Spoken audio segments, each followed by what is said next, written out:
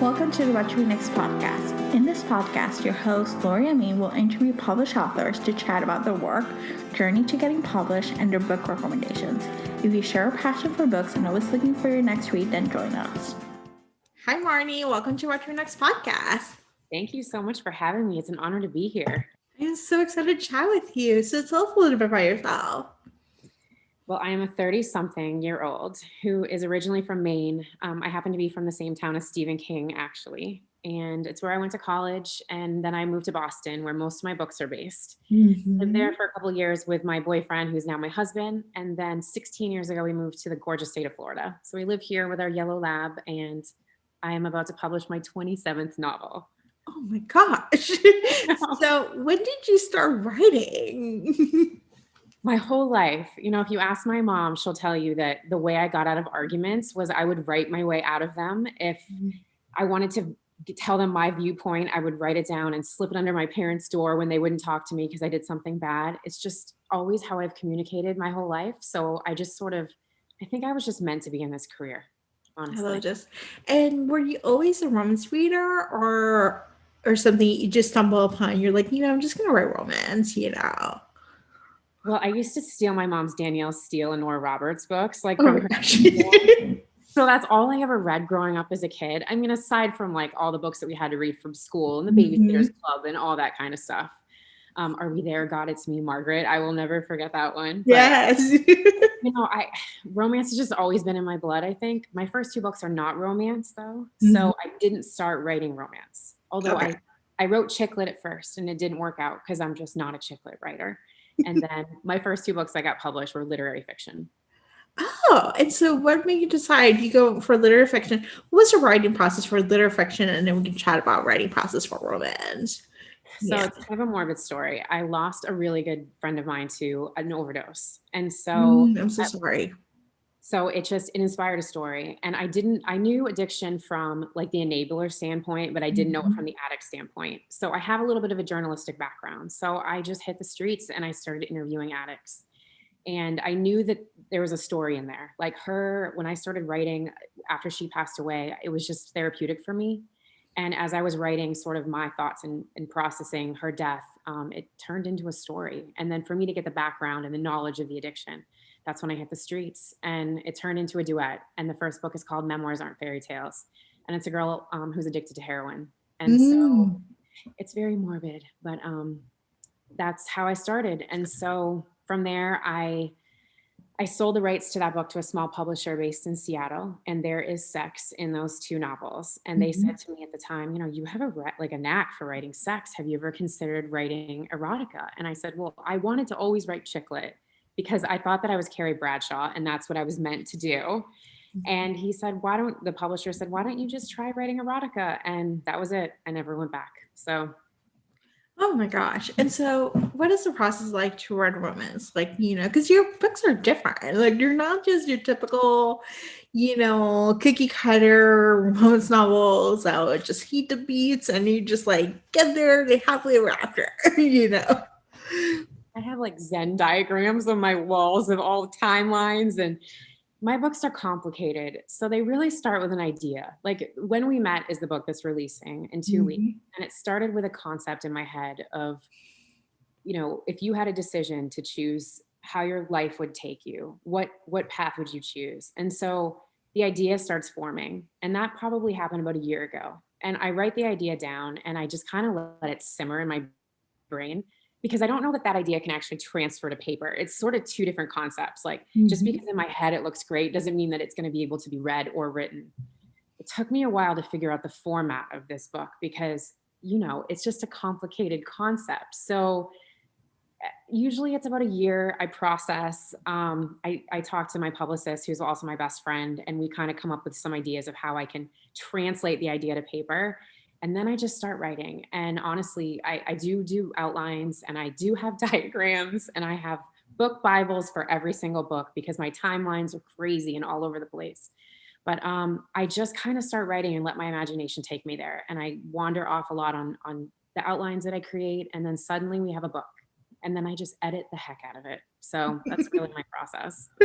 I love this. And what has been the process writing in the midst of the pandemic? Although things are different in Florida, but we're still in it's a weird place. It's a weird time. So It's been crazy and not easy. My husband and I are wanderlusts, and all we do is travel. And so I get most of my inspiration from traveling and visiting new places, and not being able to do that and sort of being cooped up at home has been a challenge to write. So I did write a book during quarantine, and I'm just not ready to publish it yet. It's just sort of living on my computer. But since then, I finished When We Met, and I'm almost done with another book also. And so it's been challenging, kind of tapping into this creative memory and remembering what life was like prior to masks and not being with friends. And it's hard. It really is. it really is hard. I think it's just like life as we know it. It's like so different. And it's interesting. Like I just read a book that had some COVID and I was like, choose it.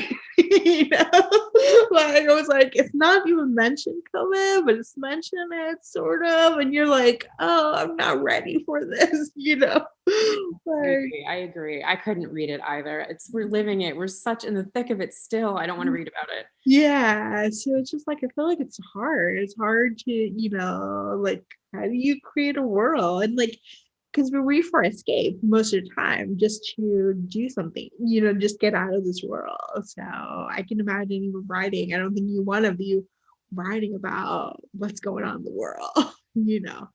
So, It's hard. but your book deals with something that happened in historical moment. So the Boston bombing. So that's like the trigger event.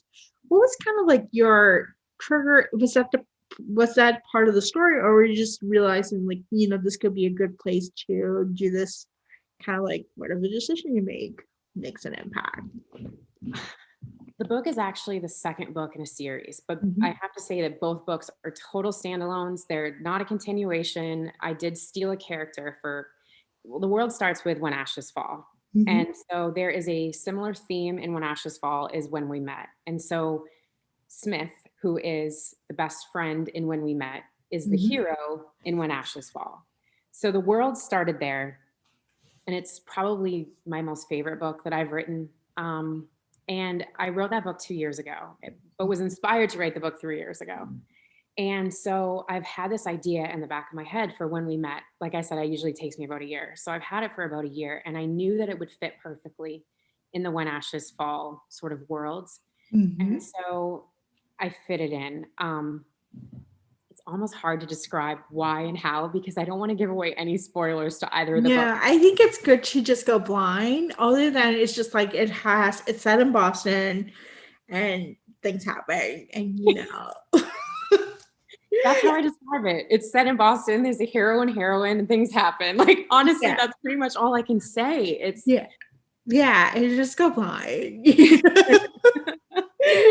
So changing topics. So what is your favorite like trope or idea that you'd like to write? I love love triangles.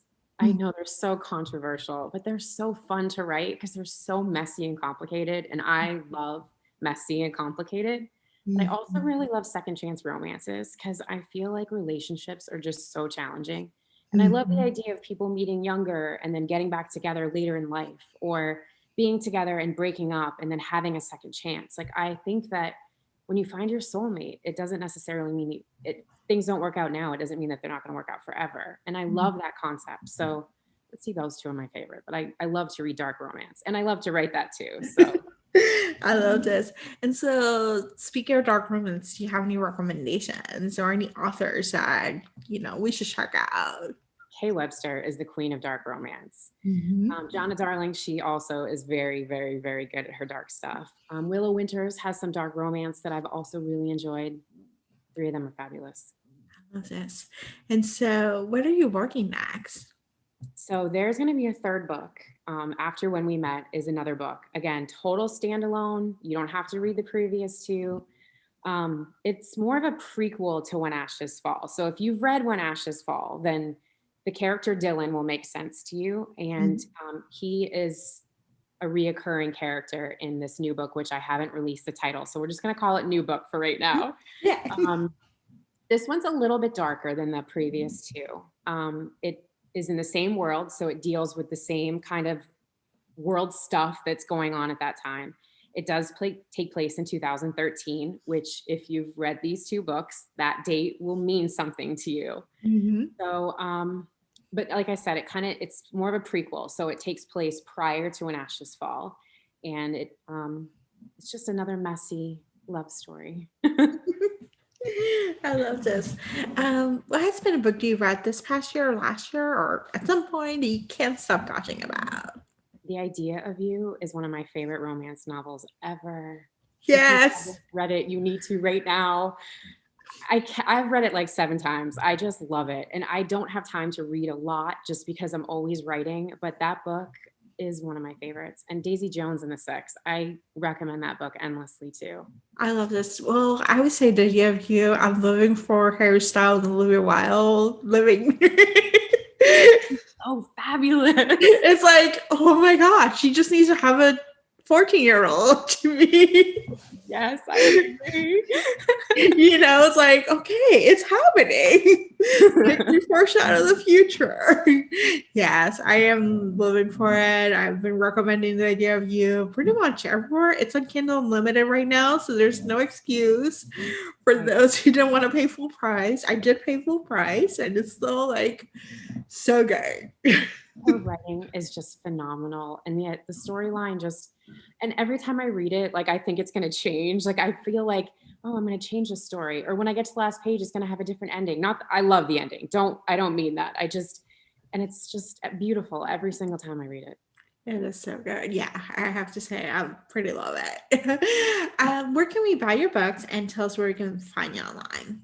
You can buy my books everywhere. I'm a wide author. So Amazon, Kobo, obviously Kindle, Apple, all over the place. And online, I'm Marni Mann at Instagram, Marni Mann on Facebook. Just Marni Mann's my real name, so you can find me pretty much everywhere. Awesome. Thank you, Marni, for being on the show. Oh, thanks so much for having me. This was awesome.